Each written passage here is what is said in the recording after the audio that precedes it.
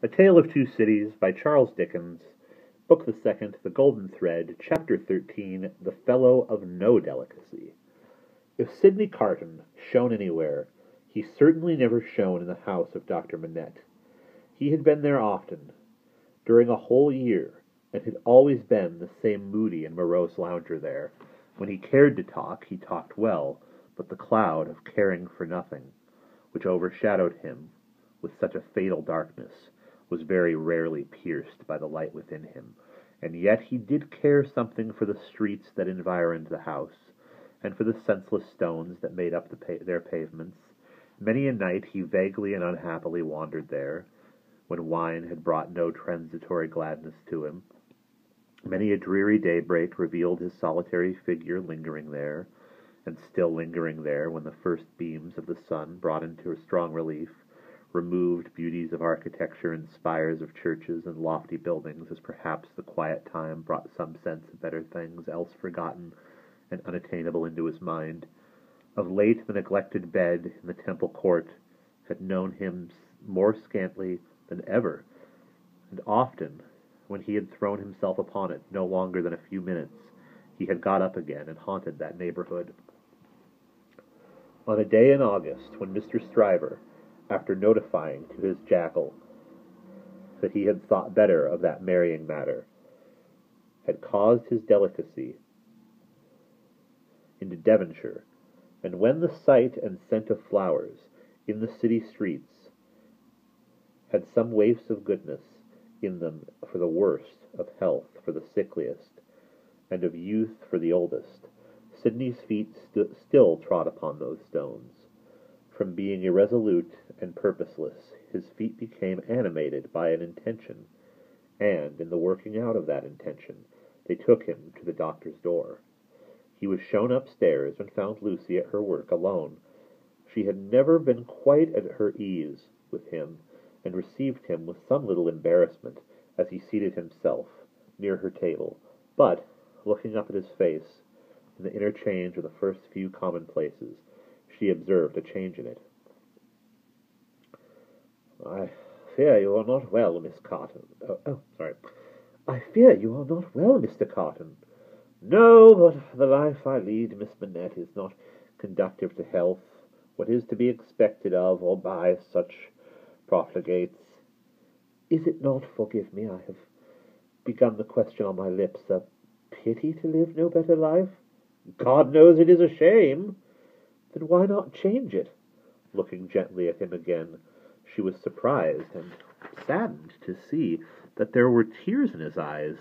There were tears in his voice, too, as he answered, "It is too late for that. I shall never be better than I am. I shall sink lower and be worse." He leaned an elbow on her table and covered his eyes with his hand. The table trembled in the silence that followed. She had never seen him softened, and was much distressed. He knew her to be so, without looking at her, and said, "Pray forgive me, Miss Manette. I break down before the knowledge of what I want to say to you. Will you hear me?" "If it will do you any good, Mr. Carton, if it would make you happier, it would make me very glad. God bless you for your sweet compassion." He unshaded his face for a little while and spoke steadily. "Don't be afraid to hear me. Don't shrink from anything I say. I am like one who died young, or my life might have been."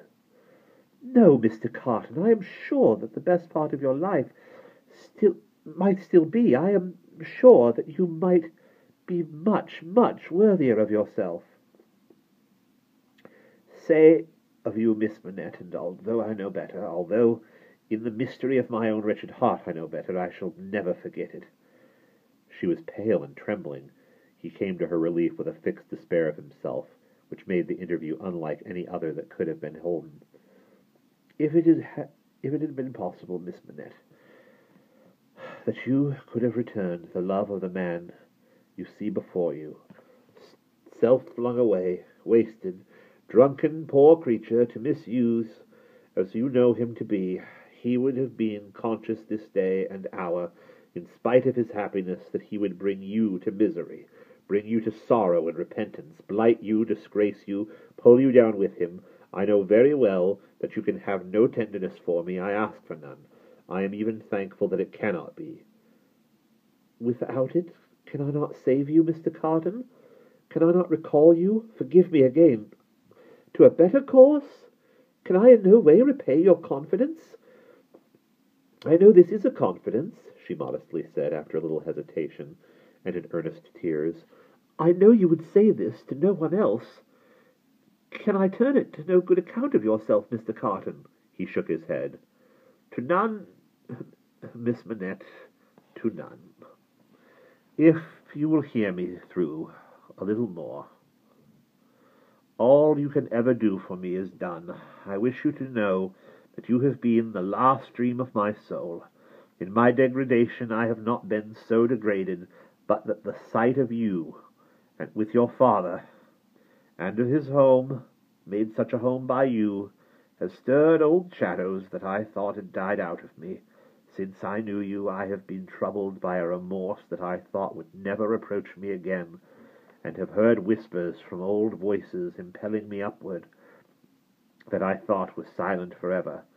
I have unformed ideas of striving afresh, beginning anew, shaking off sloth and sensuality, and fighting out the abandoned fight, a dream, all a dream, that ends in nothing and leaves the sleeper where he lay down. But I wish you to know that you inspired it.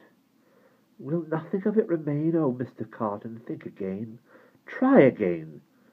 No, Miss Manette, all through it, I have known myself to be quite undeserving, and yet I have had the weakness, and still the weakness, to wish you to know what a sudden mastery you kindled me, heap of ashes that I am, into fire, a fire, however, inseparable in its nature from myself, quickening nothing, lighting nothing, doing no service, idly burning away. Since it is my misfortune, Mr. Carton, to have made you more unhappy than you were before you knew me. Don't say that, Miss Manette, for you would have reclaimed me, if anything could. You will not be the cause of my becoming worse. Since the state of your mind that you describe is, at all events, attributable to some influence of mine, this is what I mean. If I can make it plain, can I use no influence to serve you? Have I no power for good with you at all? The utmost good that I am capable of now, Miss Manette, I have come here to realize. Let me carry through the rest of my misdirected life the remembrance that I opened my heart to you, last of all the world, and that there was something left in me at this time which you could deplore and pity. Which I entreated you to believe again and again most fervently with all my heart was capable of better things, Mr. Carton. Entreat me to believe it no more, Miss Manette. I have proved myself, and I know better. I distress you, I draw fast to an end. Will you let me believe, when I recall this day, that the last confidence of my life was reposed in your pure innocent breast, and that it lies there alone, and will be shared by no one? If it will be a consolation to you, yes. Not even by the dearest one ever to be known to you? Mr. Carton, she answered, after an agitated pause, the secret is yours, not mine, and I promise to respect it. Thank you again. Thank you, and again. God bless you. He put her hand to his lips and moved toward the door. Be under no apprehension, Miss Manette, of my ever resuming this conversation by so much as a passing word.